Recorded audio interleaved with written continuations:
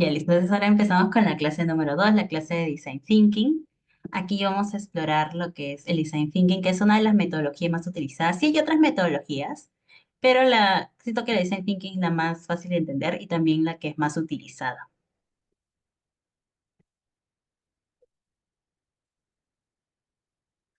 Entonces aquí veremos las fases de Design Thinking, el núcleo de Design Thinking, algunas consideraciones que hay que tener en cuenta para el Design Thinking y también finalizaremos con un caso de estudio.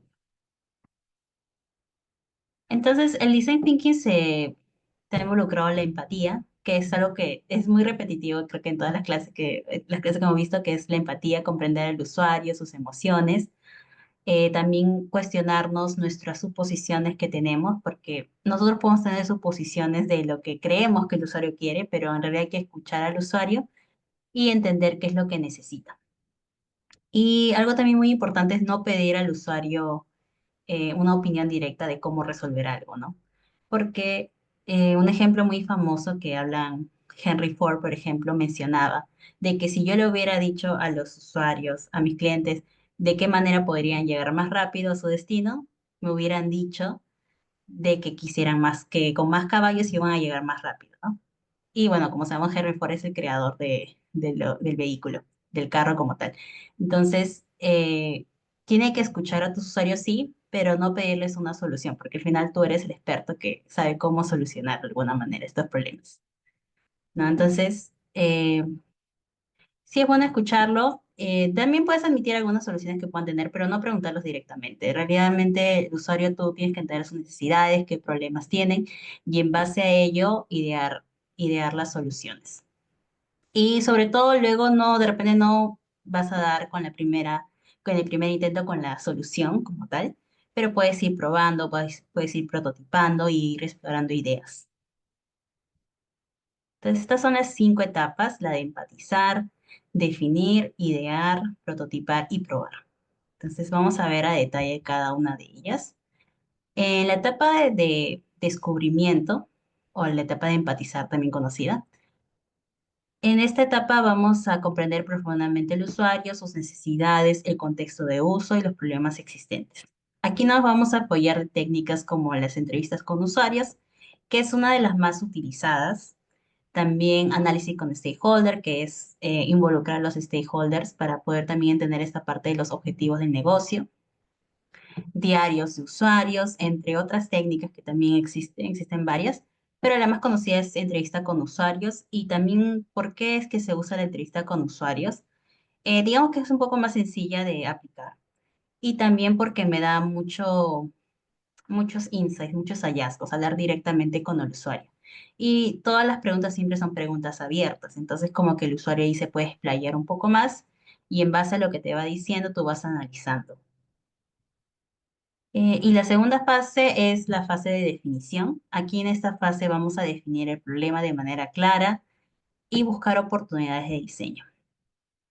Una de las técnicas que nos ayuda a poder entender al usuario es el user person o la persona, donde es una representación del usuario, ¿no? De todas las personas que hemos entrevistado en la fase de descubrimiento, vamos a hacer una representación de esa persona, ¿no? Como una representación y vamos a poner sus motivaciones, sus pain, que es dolores, sus ganancias, las tareas que hace a diario, pero es una representación, no es como que de un entrevistado voy a sacar toda su información y ponerla en mi user persona, no, más bien es una representación de todos los que has entrevistado, una representación. Y luego está el Journey Map, que es como el paso a paso del usuario.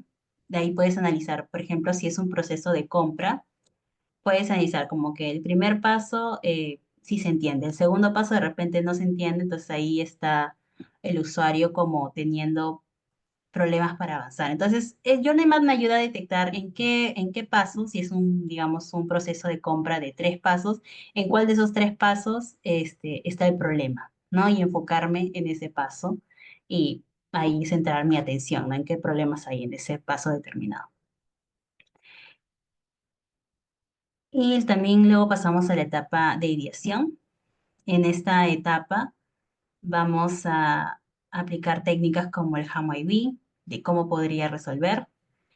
los 6 sombreros de copa, que es una técnica que no es muy utilizada, pero también la lluvia de ideas también. Y después de todo eso vamos a priorizar las ideas. Y las ideas se priorizan en base al tiempo y al dinero que tenemos, ¿no? Porque hay ideas que no se van a poder implementar, que pueden ser ideas muy innovadoras, que de repente no se ajusta el presupuesto o al tiempo que tiene el negocio.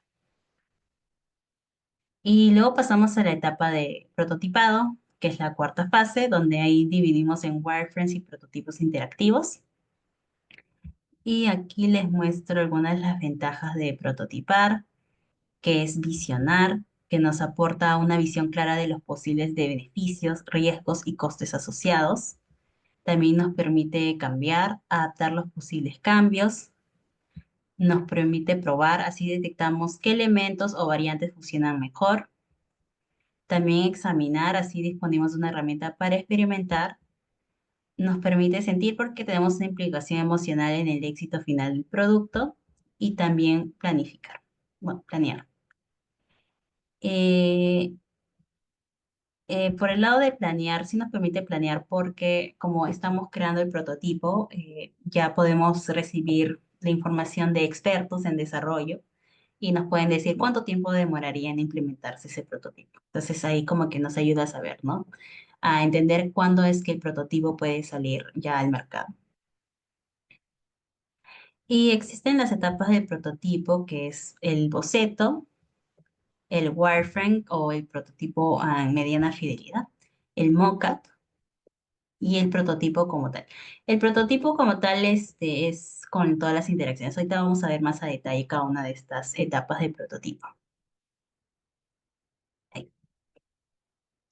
Primero empezamos con el boceto, que es el sketch, que es una primera aproximación. Como pueden ver aquí es como con mano, lápiz y papel, lo puedes hacer. Y aquí lo único que se busca es poder plasmar las ideas que ya hemos planteado en la fase anterior de ideación.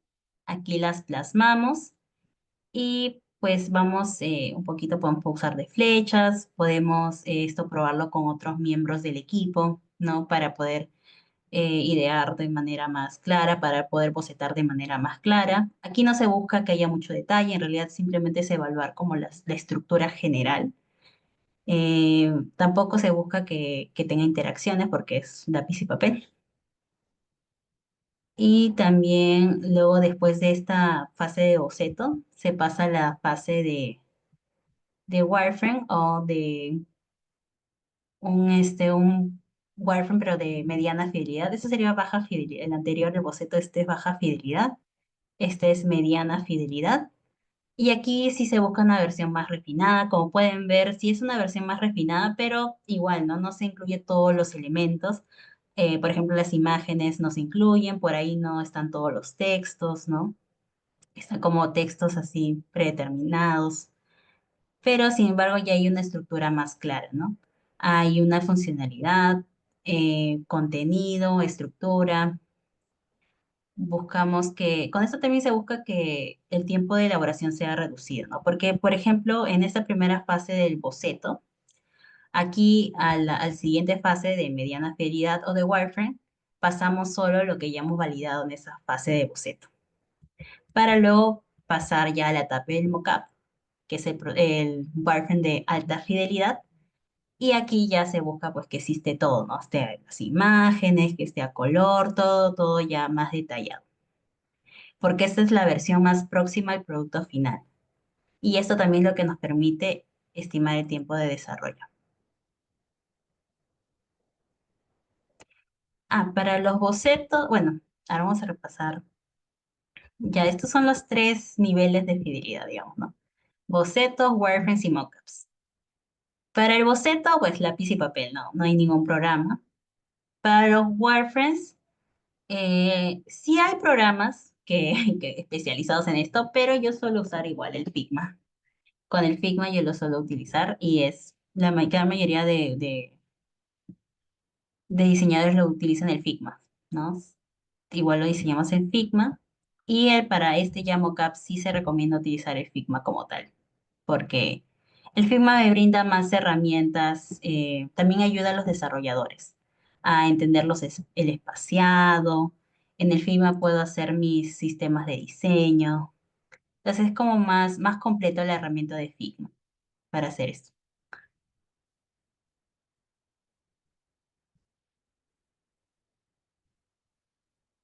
Y luego pasamos al prototipo interactivo. ¿Sí? El prototipo interactivo ya es el mockup, es el mockup pero con interacciones. Luego vamos a ver un ejemplo de eso. Ah, sí, hay una pregunta. Oh, oh, mwen ba pase mizek, tetan ba pase mizek moun. Ay, Devlo creo de que jou. dejado el micro.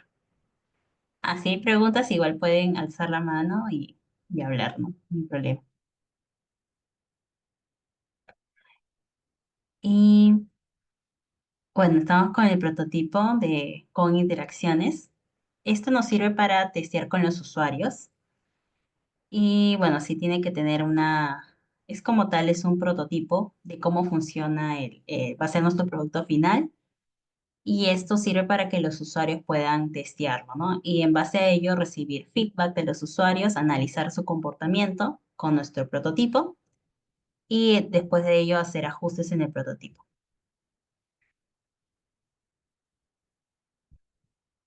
Bueno, aquí ya está un poco más, están las cuatro etapas como tal, ¿no? Este es el boceto con lápiz y papel. Este es el wireframe, ya un poquito más elaborado. Y ya este es el mockup, ya con las imágenes, todo. Y luego ya está el prototipo que ya tiene todas las interacciones, ¿no? Que es la versión más próxima a lo que va a ser el producto final. Y aquí están las pruebas de usabilidad, que es ya la última y quinta etapa del design thinking, que pueden ser pruebas moderadas, pueden ser test de usabilidad, pruebas remotas no moderadas, pueden ser, también se utiliza pruebas A/B, pero este de pruebas A/B ya se utiliza con productos ya un poco más elaborados, más donde hay más presupuesto, por así decirlo, porque sí requiere de ayuda de desarrollo realizar pruebas A/B. Entonces, si hay más presupuesto, sí pueden realizarse estas pruebas. En cambio, digamos, la más barata entre todas estas es el test de usabilidad, donde sí tiene menor coste.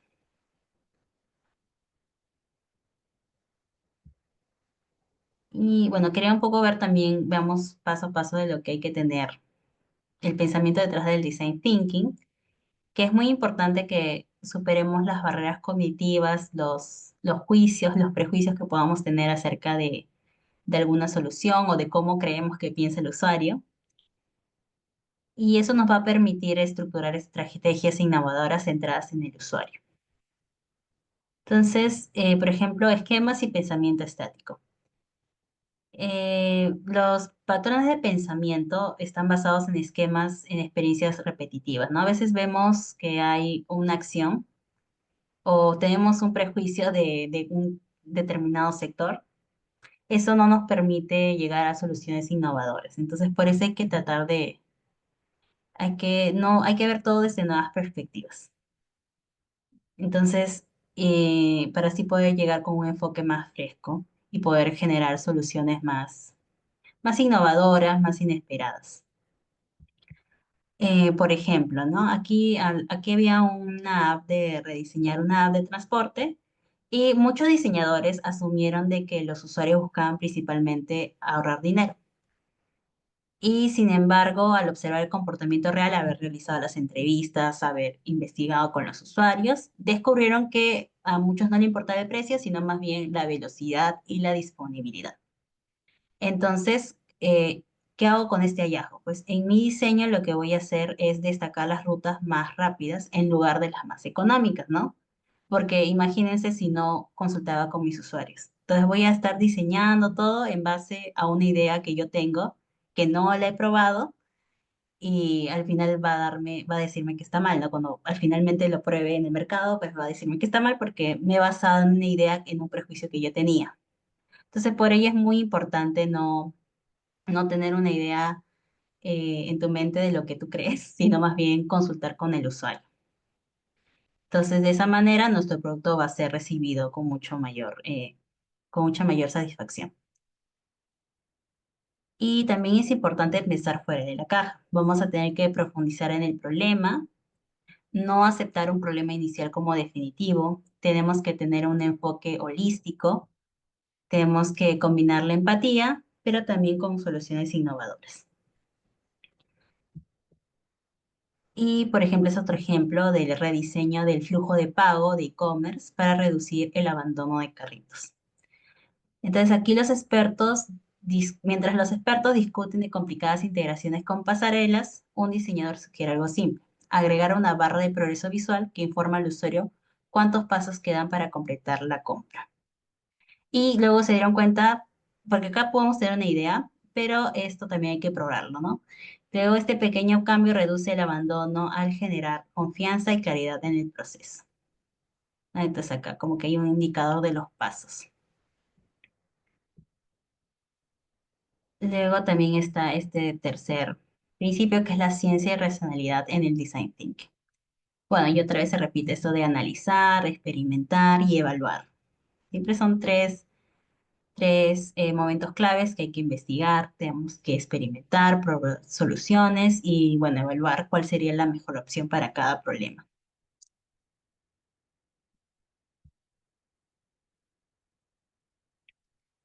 Sí. Por ejemplo, aquí esta es una app de reserva de vuelos. Aquí descubrieron que los usuarios sentían frustración al no entender por qué los precios fluctúan, y usando datos cuantitativos de uso y cualitativos de las entrevistas, diseñaron un sistema que muestra el gráfico de precios por predicciones para los siguientes días. Entonces, aquí, por ejemplo, aquí están los vuelos y los usuarios quieren ver en qué momento está el vuelo más barato, ¿no? Entonces, aquí el usuario selecciona ese vuelo y eso hace de que también los usuarios puedan sentir que están ahorrándose. Entonces, de alguna manera les da una falsa ilusión de que están ahorrando dinero. Así como los Black Fridays, que te hacen creer que ahorras dinero, pero en realidad es como que casi el mismo precio. De esa misma manera, en diseño también puedes jugar con esos principios psicológicos y como que de alguna manera orientar al usuario a que te compre más o que esté más atento a todo, que haga lo que tú quieres, ¿no? Por ejemplo, comprar más. Hay diferentes objetivos en cada uno de los sitios web. En este caso, si querían que los usuarios pues compraran más vuelos, ¿no? Y algo muy importante del diseño, de Design Thinking, y en general de todas las metodologías, es que el proceso es iterativo y no lineal, ¿no? O sea, yo les he dicho, por ejemplo, ahorita hemos visto las 5 fases, ¿no? El empatizar, definir, idear, prototipar y testear. Pero esas sí, en sí no son como que hago primero esto, luego esto, luego esto. En primera instancia sí, pero por ejemplo, si tú sientes de que estás en la etapa de testear, ¿no? Y ahí recibes feedback de tus usuarios al testear tu nuevo diseño. Pero te das cuenta de que necesitas añadir más ideas a tu proyecto. Entonces, de esta manera, tienes que regresar a la etapa de ideación para proponer nuevas soluciones y otra vez prototipar y finalmente testear. De la misma manera, si estás prototipando, que es diseñando, estás diseñando como tal el producto, de repente se te ocurren nuevas ideas, puedes volver a idear y luego ya otra vez prototipar y luego testearlo. Luego aquí, incluso, si sientes que hay algo que te falta saber después de haber hecho tus tests con tus usuarios, puedes volver a la etapa de empatizar y luego seguir otra vez el proceso, ¿no? Y bueno, de esa manera puedes volver a otras etapas y otra vez seguir con el proceso. Ujú. Por ejemplo, si estás en la etapa de definir, pero sientes que todavía no has investigado lo suficiente, puedes volver otra vez a la etapa de investigar, de empatizar y otra vez volver a definir problemas. Entonces, no es como algo lineal. Normalmente, también depende mucho del tiempo que tengas, ¿no? De repente, si a veces en el diseño UX sí se corren bastante con los tiempos, entonces como que Pero lo que sí sugiero es enfocarse bastante en la etapa de investigar, investigar correctamente. Sí, sí, es muy, muy clave. Ay, sí, es muy clave el poder iterar para poder pulir. Sí, porque como les digo, no necesariamente la primera vez vas a conseguir. Y de hecho, el mercado te va a decir de qué manera vas a iterar, ¿no? Porque de repente no entendieron una parte del flujo, entonces tienes que volver, ¿no? A proponer nuevas ideas. O incluso volver a investigar para ver qué es lo que falla, ¿no? Pero ya de repente esta segunda investigación lo haces más enfocado a ese problema que has detectado, ¿no? Ya no un poco, no tan general, sino más enfocado a ese problema. Y bueno, en sí el design thinking no solo se aplica en UX, se aplica a muchas partes. Por eso se dice que el design thinking es para todos. Puedes involucrar a los líderes, a los equipos, involucras también a los usuarios en el design thinking. Y bueno, ahora vemos un caso de estudio, todo lo que ahorita hemos visto.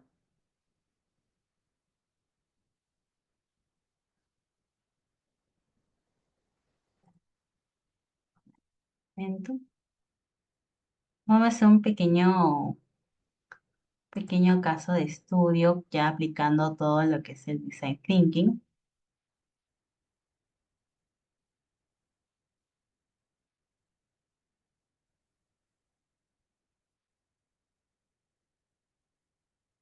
Bueno, no sé si hay más preguntas y las pueden dejar.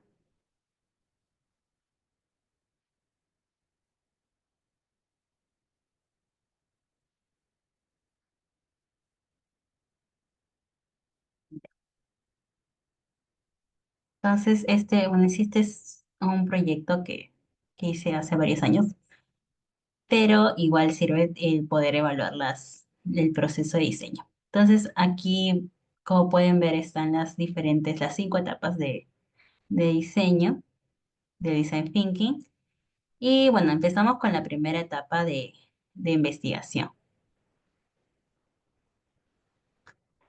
Las iteraciones que decidas hacer va a depender del tiempo. Y también, bueno, en realidad como depende en qué cargo estés, pero sí depende del diseñador UX. Como que si quiere regresar otra vez a la etapa de ideación. Usualmente en la experiencia que he tenido es que cuando lo presentan al mercado, cuando hacen los test, es como que hasta el cliente se da cuenta de que hay que arreglar ciertas cosas, entonces se cambian vuelven otra vez a la etapa de ideación, a proponer nuevas ideas para esos problemas que han surgido.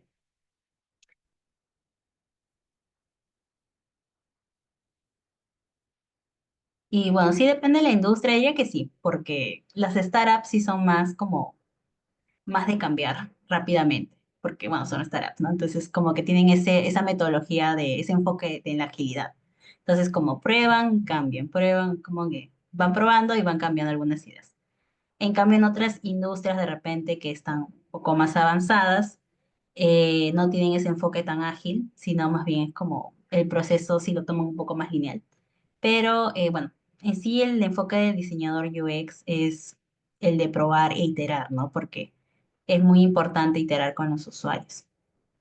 Perdón, iterar constantemente para poder conseguir un diseño más de acuerdo a lo que necesite el usuario.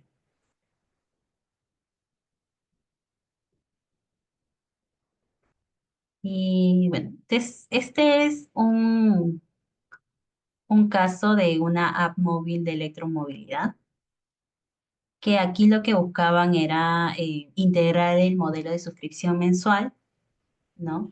Este es un requerimiento del cliente. Normalmente el cliente te da tu requerimiento. Puede ser un rediseño, de repente un diseño que quieran desde cero. Y aquí el cliente dio este requerimiento, ¿no? Como que querían integrar la suscripción mensual para un pago mensual que harán los usuarios, para los usuarios. Entonces, primero se tendría que entender el problema. Por eso que aquí se hizo la investigación con entrevistas para poder entender los problemas de los usuarios, ¿no? Aquí estamos, bueno, aquí puse algunos comentarios que hicieron los usuarios. El número de entrevistados va a depender mucho, hay un punto de saturación que le llaman. Entonces, de repente ya con el sexto, séptimo usuario ya has averiguado, como que te empiezan a decir lo mismo. De acuerdo a las preguntas que tú has planteado, te empiezan a decir lo mismo. Entonces, cuando ya te empiezan a decir lo mismo y no hay nada nuevo, entonces ahí es cuando tienes que parar de entrevistar. Aunque también depende de la empresa, ¿no? A veces no te dan un número muy alto de usuarios para entrevistar, pero igual en la práctica uno tiene que adaptarse a los recursos que nos dan. Entonces, la primera etapa era la de conocer los usuarios. Por ejemplo, aquí también era también entender qué es lo que los usuarios decían, pensaban de las suscripciones, ¿no? Entonces, las investigaciones que se hicieron sí nos dieron a entender de que ellos sí estaban contentos con tener una suscripción para no estar recargando a cada rato, porque esta era una aplicación donde tú recargabas, por ejemplo, eh, recargas eléctricas, ¿no? Había centros de recarga eléctrica de aparatos de la electromovilidad.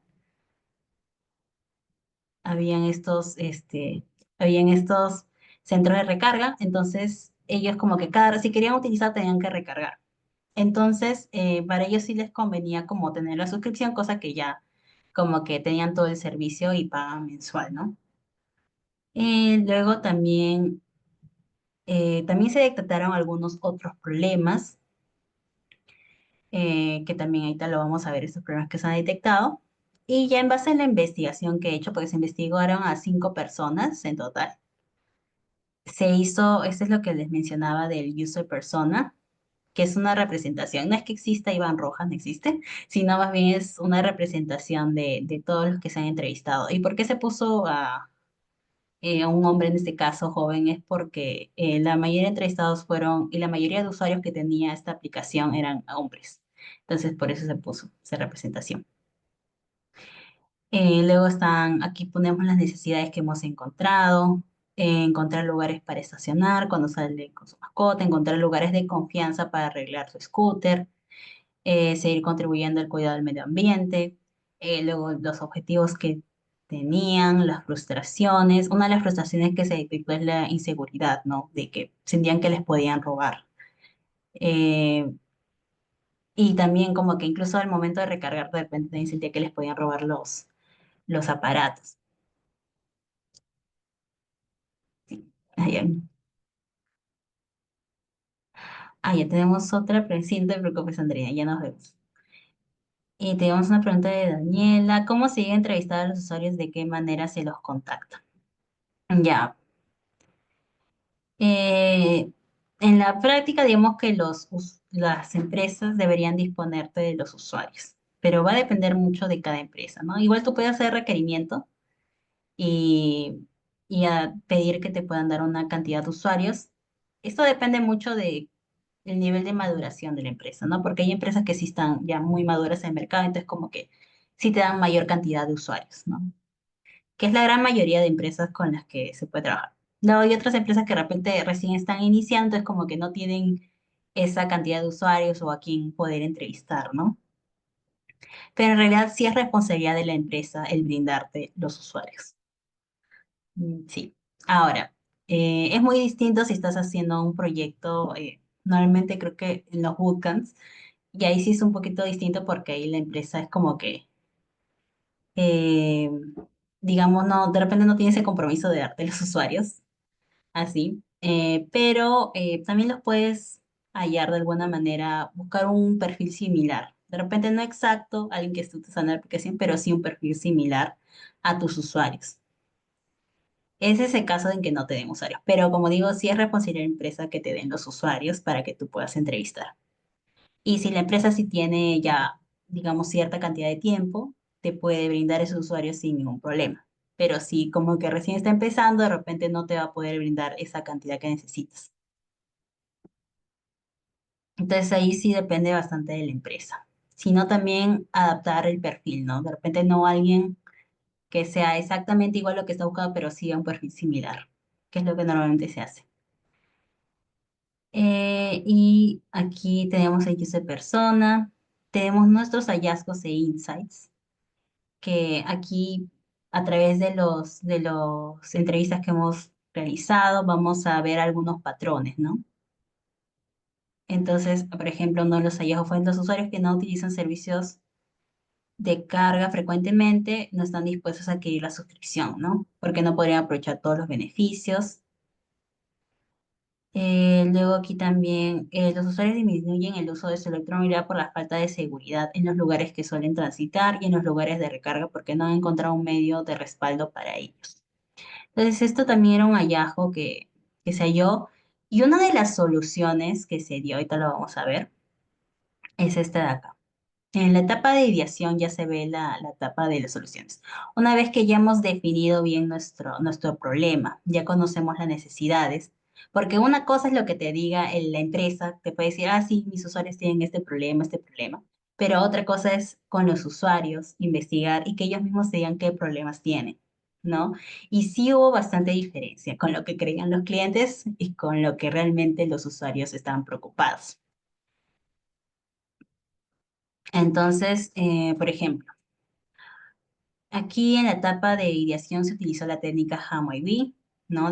Nos planteamos cómo podríamos, y el problema, ¿no? Por ejemplo, el primer insight, cómo podríamos disminuir la preocupación de los usuarios respecto a la seguridad a través de la suscripción.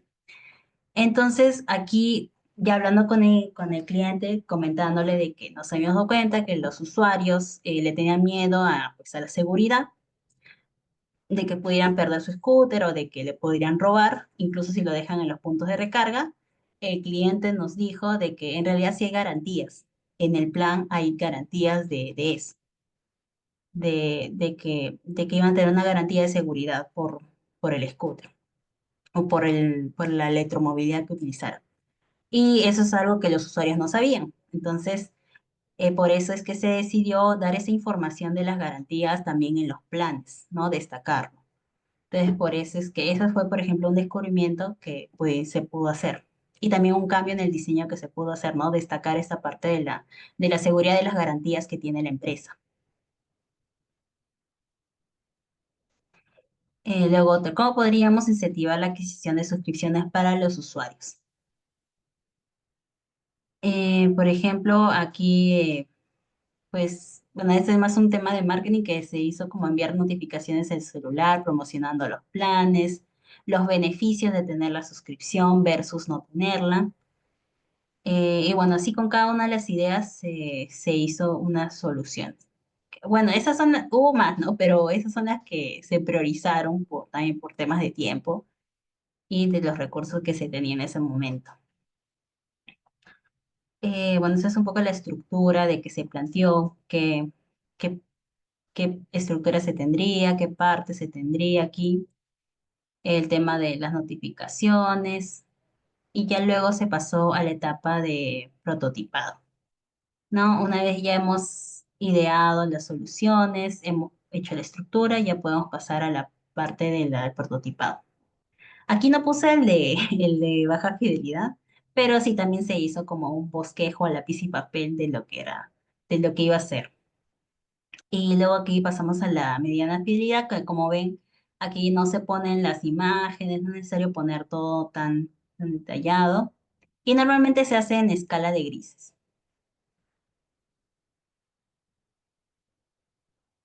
Y luego aquí ya se pasó al prototipo de alta fidelidad, las pantallas de alta fidelidad. Y aquí como se ven ya hay más detalle de todo, ¿no? Ya con las imágenes, los colores, el sistema de diseño, la tipografía, todo ello. Y luego ya se pasó al user testing o a la etapa de probar, donde aquí se realizaron dos test de usabilidad. Bueno, aquí tú puedes realizar el test desde la mediana fidelidad para probar, ¿no? Pero yo recomiendo en la práctica hacerlo desde la alta fidelidad. También puede ser la mediana fidelidad, también se recomienda. También depende mucho de cuánto tiempo haya, ¿no? Porque de repente no vas a tener un tanto tiempo para probar ambos niveles. Entonces hay que también priorizar el tiempo, en el tiempo que tengamos, qué puedo llegar a hacer, ¿no? Y bueno, aquí sí había tiempo para probar el de mediana fidelidad, entonces se probó. Y, por ejemplo, ahí hubo descubrimientos, ¿no? Con los usuarios, varios mencionaron que como que en esta pantalla no estaban los beneficios, entonces tuvo que aquí recalcar. la parte de los beneficios, porque estaba en la pantalla anterior. Esta ya era la pantalla para comprar. En la pantalla anterior sí estaban los beneficios, pero al momento de comprar las personas sí querían verlo, ¿no? Entonces se agregó eso, se agregó aquí. Luego también hubo otros hallazgos de, por ejemplo, las gift card, que fue una idea que surgió de poder regalar un planes de suscripción. No, por ejemplo, aquí solo estaba la parte de a quién iba dirigido, ¿no? Pero también se comentaron varios usuarios de si podían personalizar el mensaje con la gift card. Entonces, sí se hizo los ajustes. Y aquí, ¿no? Aquí estaba la parte de los beneficios del plan.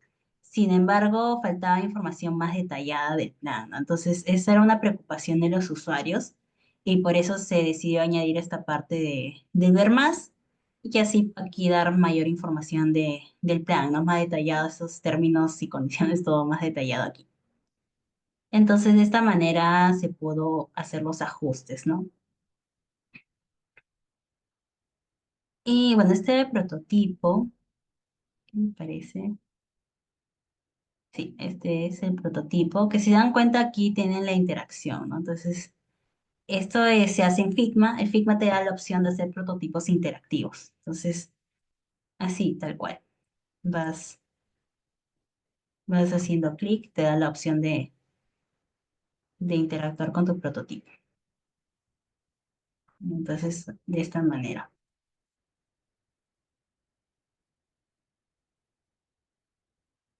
Y pues, ahí está. Entonces, esto es, bueno, fue todo el caso que se hizo para este desafío puntual.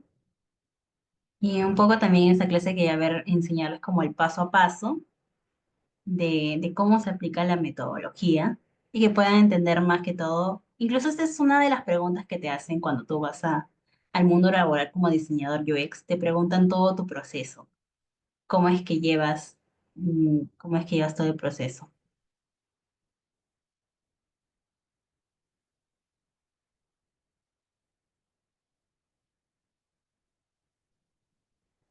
A ver, vamos a ver.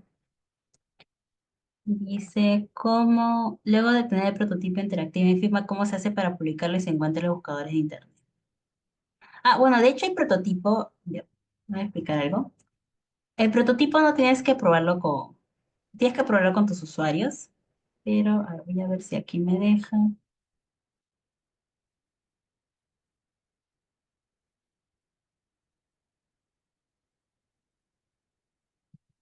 A ver, vamos a ver el prototipo.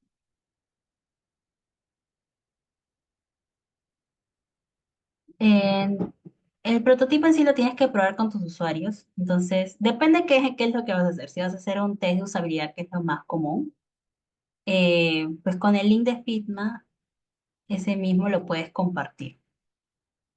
A ver, vamos a ver aquí.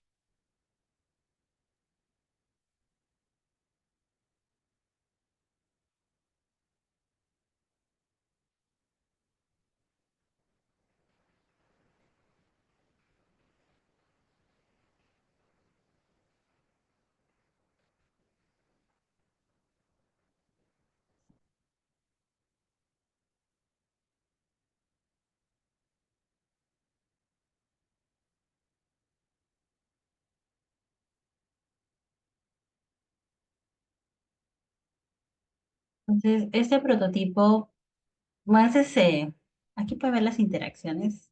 Es una parte de Figma te da la opción de hacer interacciones en tus prototipos, como que lo puedes hacer. Te da la opción de conectar pantallas, pero bueno, esa es una opción de Figma y ya aquí tienes el link y lo puedes copiar tranquilamente. Y eso lo compartes, ese link lo compartes con tus usuarios, ¿no? Este link lo compartes con tus usuarios, entonces ya tus usuarios pueden probarlo.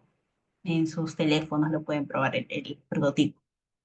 Y tú le vas a asignar tareas. Bueno, estoy hablando de test de usabilidad, que es lo más utilizado. Tú le vas a asignar tareas. Por ejemplo, si una de las tareas es, no sé, suscribirse a un plan. Entonces le va a decir, ¿a dónde tiene que dirigirte para que te suscribas a un plan? Entonces va a ir, bueno, tengo que ir a la pantalla de ver planes y voy a suscribirme y luego acá le doy en siguiente. No, y bueno, si ves que en algún paso de todo esto el usuario se pierde o digamos que no llega a completar la tarea, es que hay un problema de usabilidad como tal. Entonces ahí tienes que arreglar esa parte. Entonces vas a hacerle como tareas específicas, ¿no? Si por ejemplo le dices, quiero que veas dónde podrías ver los detalles de este plan. Y por ejemplo el usuario no ve esto de acá, entonces como que hay un problema ahí, ¿no? De repente hacerlo más grande, más visible, entonces hay un problema.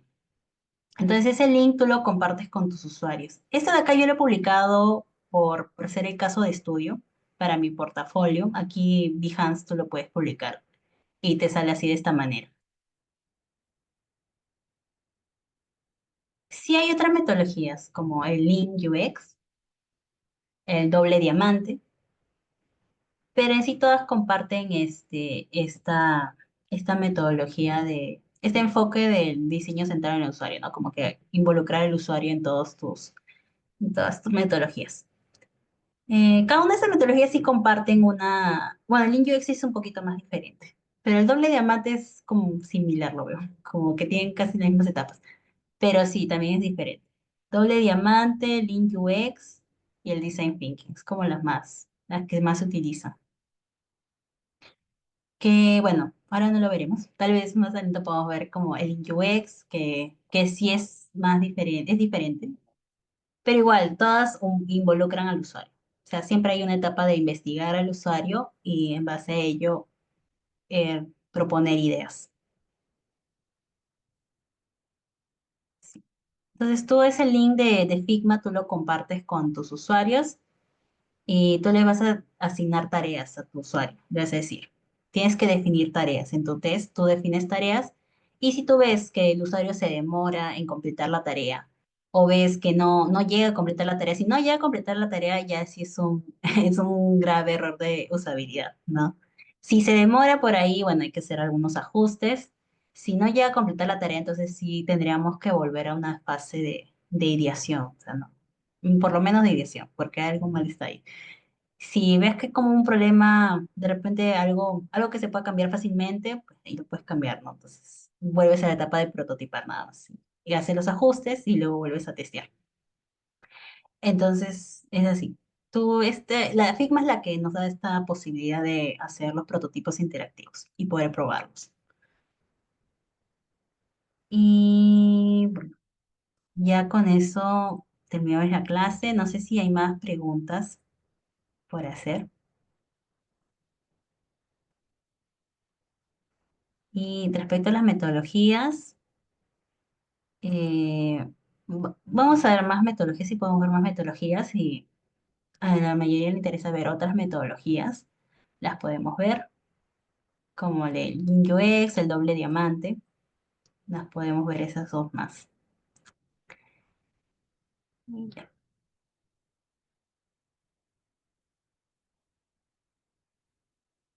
Y bueno, listo.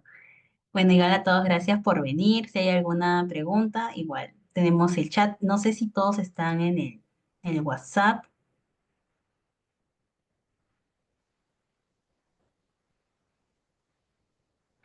Sí, a ver, les comparto. ¿Se refieren al portafolio? Sí. ¿Se refieren al último link que les pasé de Desco? Sí, les puedo compartir. Les comparto el WhatsApp. Sí, están todos en el grupo de WhatsApp, ¿no? No sé si alguien no está, aunque igual lo envía a sus correos. Si alguien no está, puede escribir al correo de Teta Academy o por donde se han inscrito y ya les puedo enviar el link. Sí. Y sí, nos vemos en la última clase donde ya veremos un poco más de las leyes del UX. Así que ahí nos vemos. Igual cualquier pregunta. Ahí es, súper. Y ahí cualquier pregunta. Gracias a ustedes por venir.